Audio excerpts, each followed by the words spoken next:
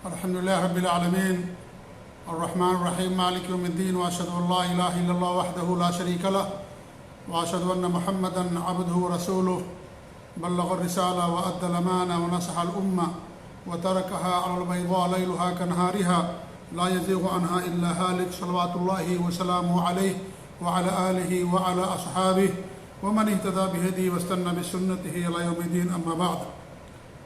قال الله تبارك وتعالى: اقتربت الساعة وانشق القمر.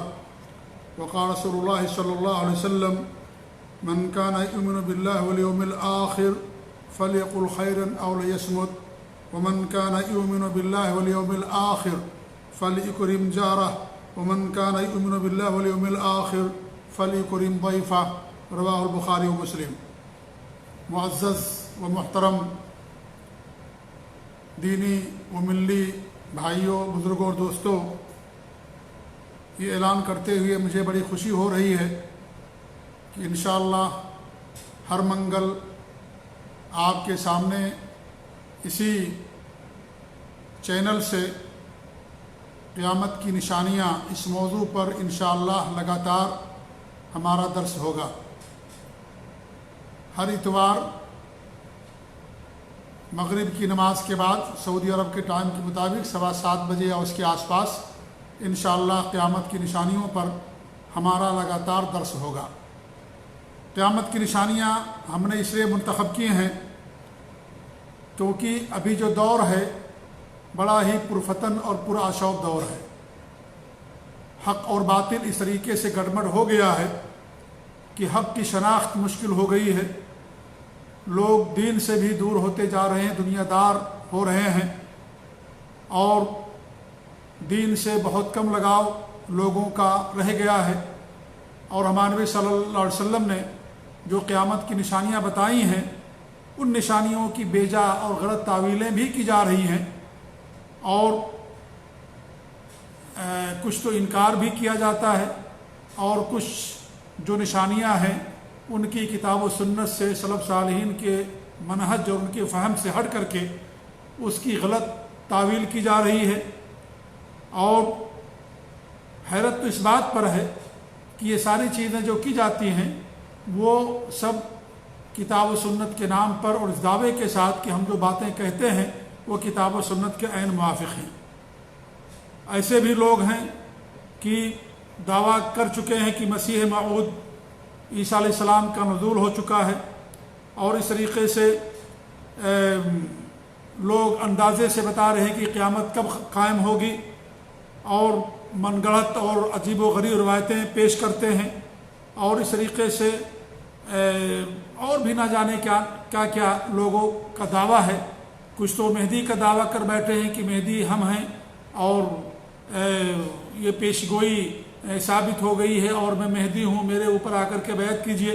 ایسے لوگ پیدا ہوئے ہیں.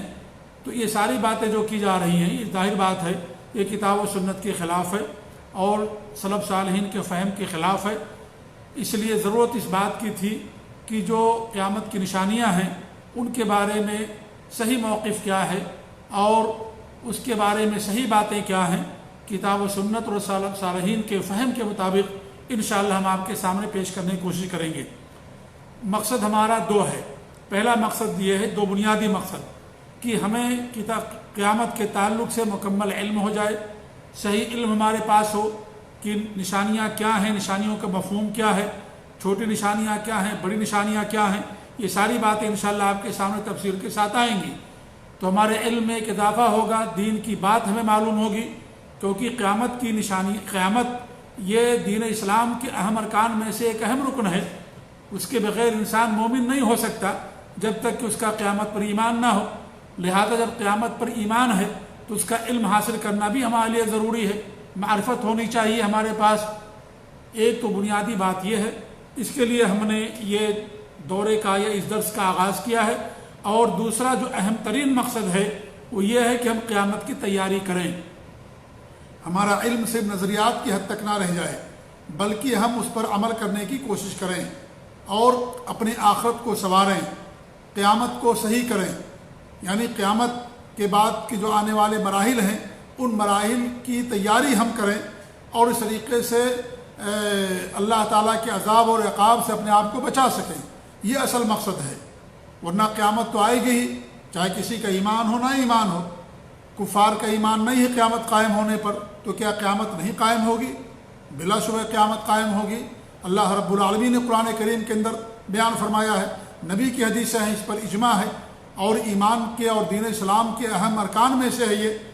کسی کا ایمان نہیں ہوگا جب تک کہ وہ قیامت کی نشانیوں پر یا قیامت پر اس کا ایمان نہ ہو۔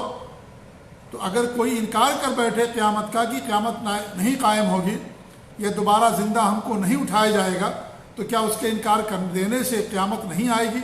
یقیناً بلا شبہ قیامت آئے گی۔ مکہ کے مشرکین کا انکار تھا، وہ بعث بعد الموت کے منکر تھے، اللہ پر تھا ہی ان کا ایمان، اللہ کو مانتے تھے، اللہ پر ان کا ایمان تھا، اللہ کو رازق اور دینے والا اور سننے والا، اولاد دینے والا، خالق اور مالک اللہ تعالیٰ کو مانتے تھے، لیکن یوم آخرت پر ان کا ایمان نہیں تھا۔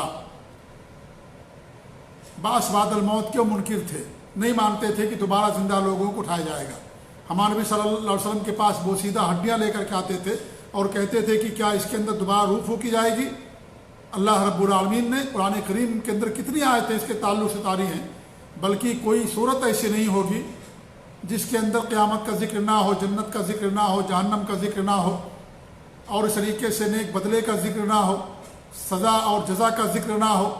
کوئی ایسی صورت آپ کو نہیں ملے گی قرآن مقدس کے اندر عام طور پر جس میں قیامت کی طرف یا جنت اور جہنم کی طرف یا سزا اور جزا کی طرف اور حساب کی طرف اشارہ نہ کیا گیا ہو یا صراحت کے ساتھ نہ بیان کیا گیا۔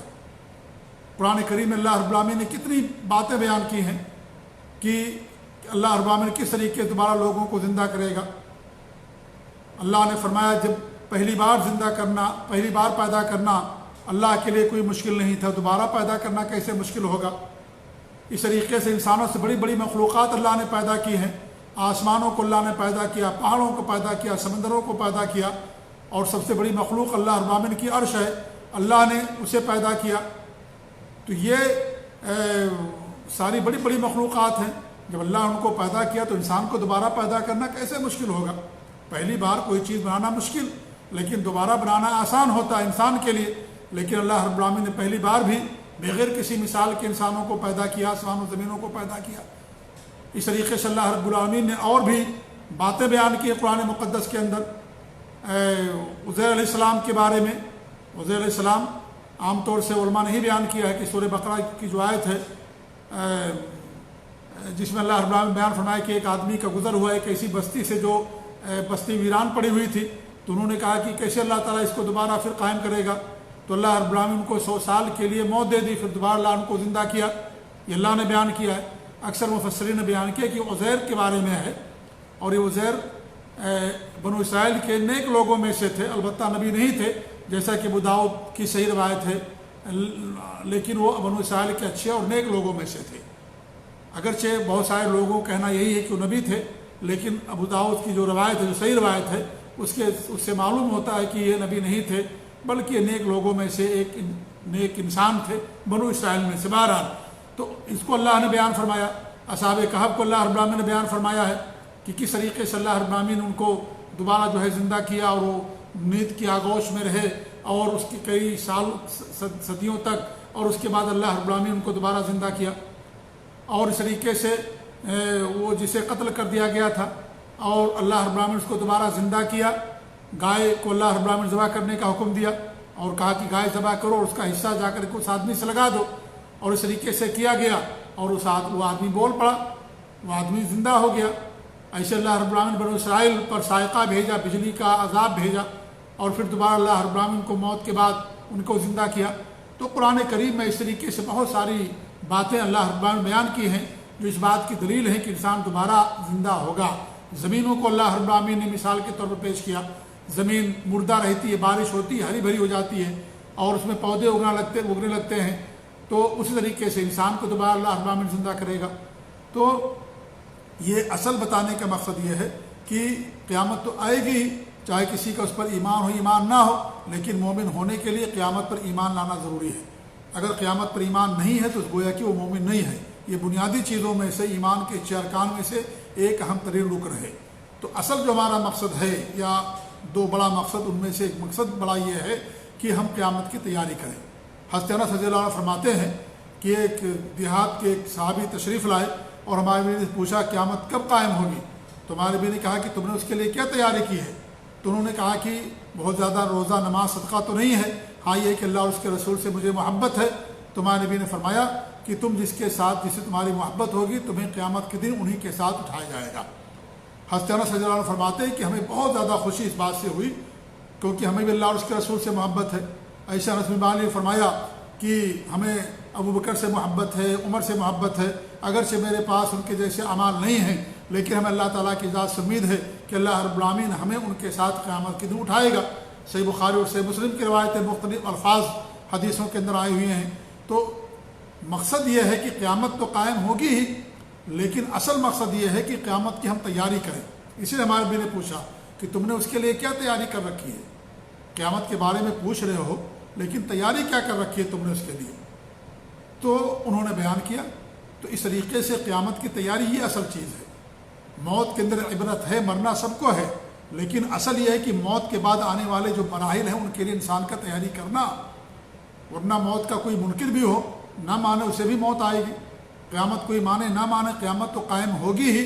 صادق مصدوق نے فرمایا، دنیا کے خالق اللہ رب العالمین نے فرمایا کہ ایک دن دنیا ختم ہو جائے گی۔ قیامت کا مطلب یہ ہے کہ اس دنیا کا وجود ختم ہو جائے گا اور پھر ایک دوسری دنیا جو لازوال اور ہمیشگی والی زندگی ہے، دنیا ہے، اس کی وہ زندگی شروع ہوگی۔ اسی کو قیامت کہا جاتا ہے۔ ایک بار حضرت اسرافیل علیہ السلام سور پھونکیں گے، دنیا ختم ہو جائے گی۔ دوبارہ سور پھونکیں گے اور دونوں سور کے درمیان 40 سال کا وقفہ ہوگا۔ جب دوبارہ سور پھونکیں گے تو لوگ اپنی اپنی قبروں سے اٹھ کھڑے ہوں گے۔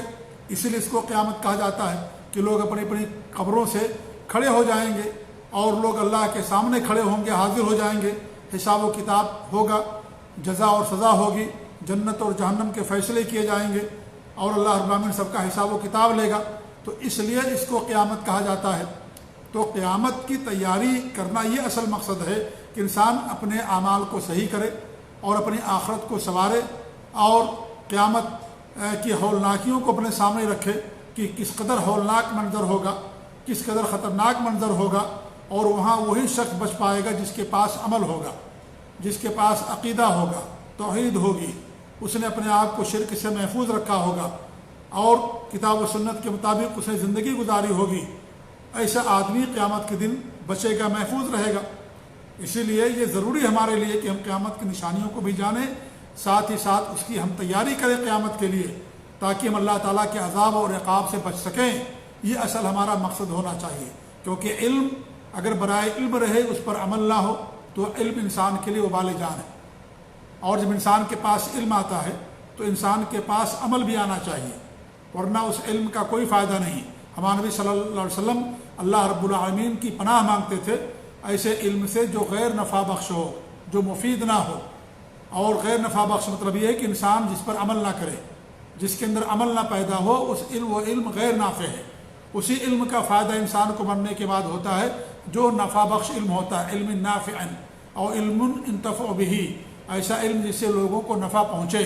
تو نفع بخش علم ہونا چاہیے، اور نفع بخش علم یہ ہے کہ انسان خود اپنی اصلاح کرے اور دوسروں کی اصلاح کرے، دوسروں کو انسان سمجھائے اور دوسروں کو بتائے، یہ نفع بخش علم ہے۔ اس طریقے سے آپ دیکھتے ہیں درخت جب اس پر پھل لگتے ہیں تو درخت کی ٹہنیاں جھک جاتی ہیں، ایسے انسان کے پاس جب علم آئے تو اس کے اندر خشیت پیدا ہونی چاہیے، تواضع ہونا چاہیے، خاکساری پیدا ہونی چاہیے، عمل پیدا ہونا چاہیے۔ اور علم خشیت کا دوسرا نام ہے، یا خشیت علم کا تقاضا اور اس کا نتیجہ ہے کہ انسان کے اندر خشیت پیدا ہو، اللہ تعالیٰ کا ڈر اور خوف پیدا ہو، انسان کے اندر تقویٰ پیدا ہو۔ تو جو علم انسان کو دین سے دور کر دے وہ علم کا کوئی فائدہ نہیں ہے، یا جو علم انسان کے اندر عمل نہ پیدا کرے تو اس علم سے بھی کوئی فائدہ نہیں ہے۔ لہذا وہ علم جس سے انسان جس پر عمل کرے، خود فائدہ اٹھائے، دوسروں کو بھی فائدہ پہنچائے، یہ نفع بخش علم ہوتا ہے۔ تو اسی لیے قیامت کی نشانیاں انشاءاللہ ہم آپ کے سامنے بیان کریں گے۔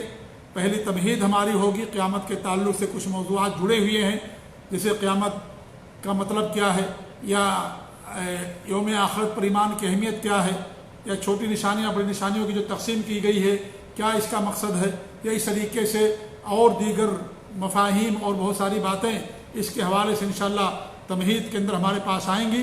اس کے بعد قیامت کی چھوٹی نشانیاں ہم بیان کریں گے. پھر قیامت کی جو بڑی نشانیاں ہیں جو 10 ہیں انشاءاللہ ہم اسے آپ کے سامنے بیان کریں گے. اور یہ سلسلہ وار درس انشاءاللہ ہمارا ہر اتوار کو انشاءاللہ العزیز چلتا رہے گا.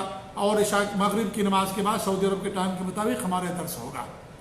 اس لیے میری آپ لوگوں سے گزارش ہے کہ آپ لوگ اس درس کے اندر ضرور شرکت فرمائیں اور اس سے فائدہ اٹھائیں. ایک انشاءاللہ علمی درس ہوگا. اور ساتھ ہی ساتھ اللہ سے ہماری دعا بھی ہے کہ اللہ رب العالمین ہمیں علم حاصل ہونے کے بعد اس پر عمل کرنے کی توفیق دے. اللہ تعالی ہماری آخرت کو سنوارے. اللہ تعالی ہمیں نیک اعمال کرنے کی توفیق دے. اللہ تعالی ہمیں قیامت کے دن انبیاء کے ساتھ، شہداء کے ساتھ، صالحین کے ساتھ، اچھے اور نیک لوگوں کے ساتھ اللہ رب العالمین ہمیں اٹھائے. اللہ تعالی ہمیں ان کی معیت اور رفاقت نصیب فرمائے. اللہ تعالی ہمیں نیک اعمال کرنے کی توفیق دے. ہمارے دلوں کے اندر جو صحابہ ہیں، تابعین ہیں، اچھے اور نیک لوگ ہیں، ان سب کی محبت کو اللہ تعالی ہمارے اندر پیدا فرمائے. انبیاء کی محبت ہمارے دلوں کے اندر ہو. اللہ کے دین سے محبت ہو، اللہ تعالیٰ سے محبت ہو. اللہ تعالیٰ تمام چیزوں کو ہمارے دلوں کے اندر پیدا فرمائے. اسی دعا کے ساتھ آج کے درس کا ہم اختتام کر رہے ہیں. انشاءاللہ آنے والے دنوں میں تفصیل سے آپ کے سامنے ان موضوعات کو بیان کرنے کی ہم کوشش کریں گے. اللہ تعالیٰ ہم سب کی حفاظت فرمائے اور اللہ تعالیٰ ہمیں علم نافع عطا فرمائے اور اللہ رب العالمین ہمیں ہر شر سے محفوظ رکھے اور سلف صالحین کے عقیدہ اور منہج پر اللہ رب العالمین ہم سب کو قائم رکھے. آمین. وصلی اللہ علیہ نبینا محمد وعلی آلہ وصحبہ اجمعین. وجزاکم اللہ خیر. والسلام علیکم ورحمۃ اللہ وبرکاتہ.